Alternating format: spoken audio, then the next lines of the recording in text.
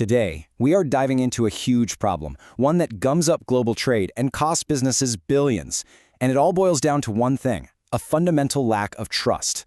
So how do you fix it? Well, we're going to break down an absolutely ingenious new system based on this material from Agra Dot Energy that might just have the answer. I mean, really think about that for a second. Let's say you're a coffee buyer in London. You need to know for sure that a shipment coming from Uganda is exactly what you paid for. But how can you really be certain without physically being there? It's this gap in trust that acts as a massive roadblock in our global supply chains, locking out smaller producers and creating huge risks for buyers. And this gets us right to the heart of the matter. We have a crisis of trust. It's only natural that buyers are skeptical of data that comes straight from the producers themselves. Sure, you could hire a third-party auditor, but that's often way too expensive for the small-scale farmers who, let's be honest, make up a huge part of the global market. So you end up with this impossible dilemma. On one hand, you've got buyers who just can't trust the data they're given, and on the other hand, you have this massive regulatory paradox. See, financial watchdogs need to know who is getting paid to stop things like fraud and money laundering, but privacy laws like GDPR make it straight up illegal to put someone's personal identity on a public, unchangeable record. It's a knot that seems impossible to untie. So, how do you solve an impossible knot? Well, the answer is surprisingly elegant. You don't try to untangle it. You just separate the threads completely. And this brings us to a really powerful new concept, this idea of the bank and the library. The core idea here is something called the split ledger architecture, and all it really does is it decouples or separates two things that have pretty much always been tangled together, the money side of a deal and the actual physical proof of the product itself. And here's where the metaphor really clicks. Just think of the bank as the private, secure side of things. It handles the very sensitive question of who is involved. You know, their identity, their money. And then you have the library, which is totally public. The library's only job is to answer the question of what the product is, its quality, its history, its undeniable truth. Okay, first, let's step inside the vault. Let's talk about the bank. This is the private ledger, where all that sensitive information is kept under lock and key. So this private layer, which happens to use a blockchain technology called Horizon, is all about playing by the rules. It's a permissioned system, which just means access is super strictly controlled. This is what ensures it complies with all those crucial financial regulations like Know Your Customer and, of course, privacy laws like GDPR. No dark money gets in. And what's actually stored here is the key. The bank holds all the really sensitive stuff, a farmer's personal identity, their digital wallet addresses so they can get paid, all the private transaction records, and even legal contracts. This is exactly the kind of information that has absolutely no business being out in public.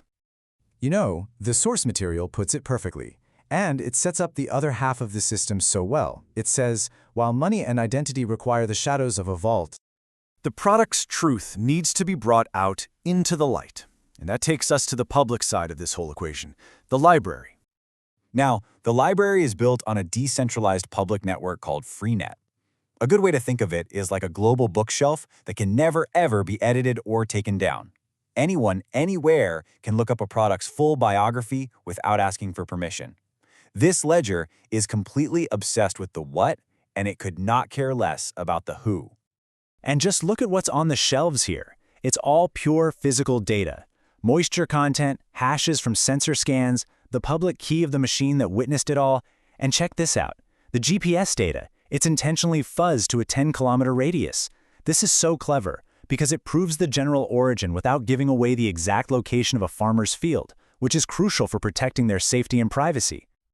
And that right there completes the metaphor. The physical truth of the product is brought into the light of the public square for all to see. But that begs the question, right? How in the world do you connect the secure private vault to the open public square? Well, the connection is made by something really innovative, a hardware oracle. This is the physical bridge, the missing link that connects a real-world object, like a bale of hemp, to both of those digital ledgers. The whole process is automated, and it's actually brilliantly simple. It happens in 3 steps. First, the eye, which is basically a powerful GPU running a computer vision model, analyzes the product. Second, the hand, a specialized service, requests a unique cryptographic signature directly from the hardware itself. And finally, the system splits the data, sending the private info to the bank and the public info to the library. Simple as that. And right here, this is the most critical piece of the whole puzzle. The cryptographic key that signs off on all this data is physically burned into a special security chip called a TPM when the device is made. That key can never be exported, it can never be copied. This is the breakthrough. You're no longer asked to trust a person to be honest, you are trusting the unchangeable physics of the silicon itself. Okay, let's bring this all home. Why go through all this trouble? Why does splitting the ledger actually matter in the real world? What's the big deal? This table really brings the whole system into focus. See, on one side you have the bank. Its goal is regulatory compliance, it uses private tech, and its key benefit is financial safety. Then on the other side, you have the library. Its goal is trustless transparency, is public tech, and its benefit is mathematical proof of quality. They are two perfect sides of the same coin, creating one incredibly elegant system. So who actually wins in this new system? Well, the beauty of this design is that it creates these really clear advantages for literally everyone who was stuck in that crisis of trust before. The farmer, the buyer, and yep, even the regulator. First up, the farmer. They finally get what the source calls data sovereignty. For the first time, they own an unchangeable, provable history of their production quality. And that's not just a nice-to-have. That's a powerful financial asset they can take to a bank to get better financing. Next, the buyer. They get the one thing they've always wanted, high-fidelity, mathematical proof of a product's quality and its origin, all without having to trust a single human operator anywhere in the process. It's trustless, in the best way possible. And finally, the regulator. They get their safe harbor. The bank gives them a crystal-clear audit trail for all the financial flows, while the separation of the ledgers ensures that no privacy laws are ever violated on a public chain. That paradox we talked about? It's solved. And this leaves us with one final fascinating question to chew on. This system was designed for agriculture, right? But the principle behind it is universal. So if the truth of any physical object, from luxury watches to critical minerals for our electronics, could be proven by a machine, what other industries, what parts of our world would be totally transformed next?